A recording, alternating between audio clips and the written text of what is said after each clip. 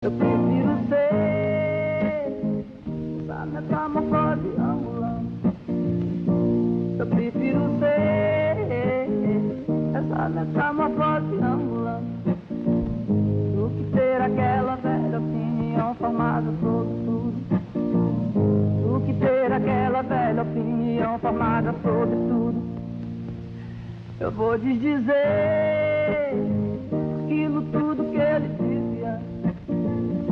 Eu prefiro ser essa metamorfose ambulante do que ter aquela velha opinião formada sobre tudo.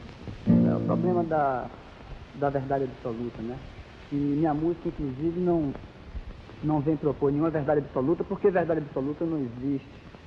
E eu venho assim, com a música, trazer, apenas abrir as portas para que as verdades individuais possam surgir livremente, tá entendendo?